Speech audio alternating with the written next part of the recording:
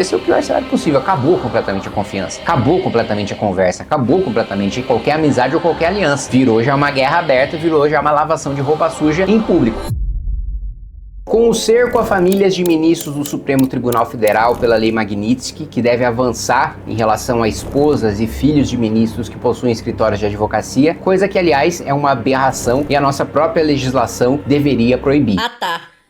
Uma esposa, um filho, né, um parente tão próximo de um ministro do Supremo Tribunal Federal poder advogar é uma aberração, né? Porque mesmo que essa família esteja impedida de advogar diretamente na Suprema Corte, só o fato de chegar num processo de primeira instância, num juiz de primeiro grau, um familiar de um ministro do Supremo apresentando uma petição, vocês realmente acreditam que esse juiz vai julgar da mesma maneira que ele julga um processo comum? Eles realmente acham que um desembargador vai ver um processo, né, de alguém com o sobrenome de um ministro do Supremo, de um escritório de advocacia com o sobrenome de um ministro supremo estampado na parede e vai olhar da mesma maneira que um processo de um cidadão comum? Obviamente que não. Coincidência? Acho que não! Então isso já tá errado, mas felizmente a Lei Magnitsky tá avançando sobre esses familiares de ministros do Supremo que abusam dos seus poderes e, mais uma vez eu reforço, coisa que eu tenho dito desde o começo, infelizmente, nós não podemos contar, achar, cair na ilusão de que os abusos do Supremo vão parar apenas por causa da aplicação da legislação americana. Porque a legislação americana, ela está sendo aplicada porque ministros do Supremo tomaram decisões, principalmente o ministro Alexandre de Moraes, tomaram decisões que afetaram empresas e cidadãos americanos. Se os abusos estivessem acontecendo apenas contra brasileiros e empresas de brasileiros, não haveria aplicação dessa lei americana, porque ela só se aplica quando há um atentado contra a soberania nacional dos Estados Unidos, a Constituição americana e cidadãos que são detentores titulares de direito em decorrência da Constituição americana. Abusos apenas contra brasileiros deveria ter uma solução doméstica, deveria ter uma solução do Senado criar coragem, dos senadores tirarem a pantufa que eles estão utilizando desde as eleições, né, das últimas eleições de 22 e trabalharem para responsabilizar esses ministros. Infelizmente não é isso que está acontecendo. Mas as coisas estão chegando em tal ponto que editoriais de grandes jornais e mesmo comentaristas da Globo News, que sempre fizeram assessoria de imprensa para o Supremo Tribunal Federal, chegam a criticar as decisões mais recentes de Alexandre de Moraes, considerando que mesmo eles, apoiadores de primeira hora das decisões do ministro Alexandre de Moraes, consideram que o que está acontecendo agora é um abuso para além da conta dentre todos aqueles abusos que eles já apoiaram no passado. E isso também faz com que essa repercussão negativa nacionalmente dentro do país faz com que os próprios ministros do Supremo que apoiaram as decisões de Alexandre de Moraes até aqui já cheguem nele e falam: amigão, tá na hora de você dar uma maneirada, porque tem um limite até onde a gente sustenta as decisões que você tá proferindo.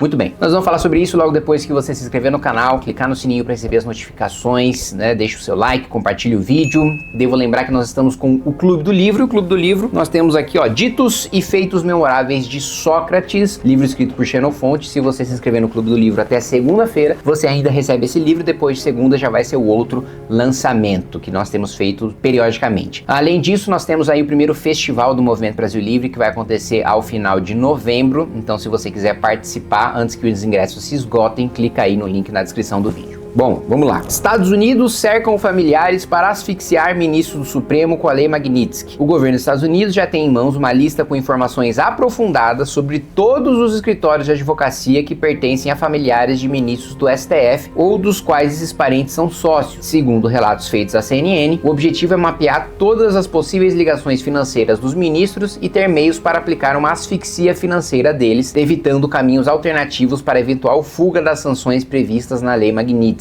Outro ponto fundamental, que é o que eu coloquei para vocês, eu acho que isso é ainda mais importante do que a aplicação da lei em relação a parentes de ministro do Supremo, é a constatação dos próprios ministros do Supremo de que Alexandre de Moraes passou do ponto. Pelo menos 2 ministros do STF pediram a Alexandre na semana passada que adotasse mais cautela em suas decisões no processo da trama golpista, em relação à crise deflagrada por sua decisão de colocar Jair Bolsonaro em prisão domiciliar.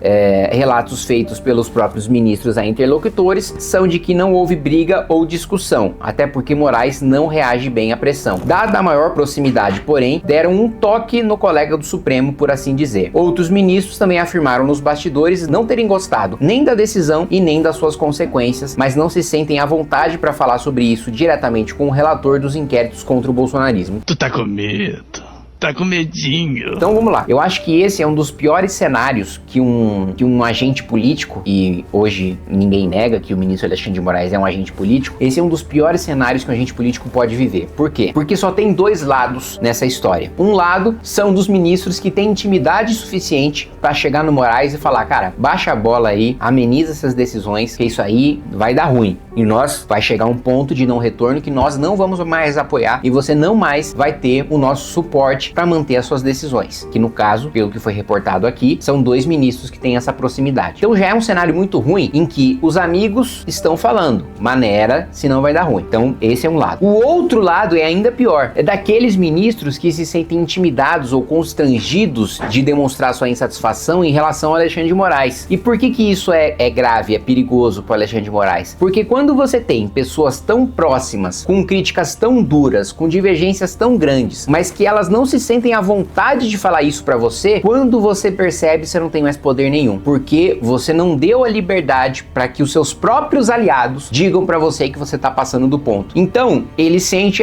um ou dois vieram aqui falando pra eu dar uma amenizada, mas o resto não falou nada, então eles devem estar de boa. Mas é o contrário. Os que não falaram nada estão ainda mais insatisfeitos com o Alexandre de Moraes do que aqueles que deram um toque nele. Porque quem deu toque ainda tá preocupado com o Alexandre de Moraes, falando, olha, se preserva, se protege antes que seja tarde demais. Os outros estão falando, não, olha, se a gente vai falar com ele, ele tem aquela personalidade autoritária de não querer falar com ninguém, de não querer aceitar conselho de ninguém, então não sou eu que vou arranjar briga com ele, que é capaz dele endurecer suas decisões e ainda sobrar pra mim. Então, um cenário de desconfiança, um cenário em que você não tem a menor segurança de que aqueles seus ditos aliados vão estar ao seu lado e até onde eles estarão ao seu lado, é o cenário mais complicado, desesperador possível para quem tá nessa situação, e quem está nessa situação hoje é o ministro Alexandre de Moraes. Então vamos ver, já não é de hoje, né? Já vem de algumas semanas, alguns meses desses vazamentos de imprensa mostrando divergência dentro do Supremo em relação ao Alexandre de Moraes. E esse é um terceiro ponto que eu coloco para vocês que também é grave. Quando esses recados para Alexandre de Moraes precisam ser recebidos via imprensa, é porque lascou. É porque realmente ele não tem mais um canal de diálogo, né, com esses ministros que criticam e que discordam das suas decisões. É como se, por exemplo, eu tô lá no MBL e em vez de resolver uma divergência, sei lá, com o Renan ou com o Guto, eu falo, puta, eu não tô com uma boa relação com eles a ponto de chegar e resolver as coisas com eles. Em vez disso, eu vou cutucar, plantando uma nota na imprensa criticando eles. Puta, esse é o pior cenário possível. Acabou completamente a confiança, acabou completamente a conversa, acabou completamente qualquer amizade ou qualquer aliança. Virou já uma guerra aberta, virou já uma lavação de roupa suja em público. Por mais que os ministros queiram preservar os seus nomes e ninguém dê entrevista em on, assumindo o seu nome, assinando aquela aspa que está sendo dada. Mas só o fato de nos bastidores eles vazarem para jornalistas que esse racha tá acontecendo, já demonstra que é um racha sério, a ponto deles não resolverem entre si, não conversarem entre si, coisa que fizeram pelo menos até pouco tempo atrás.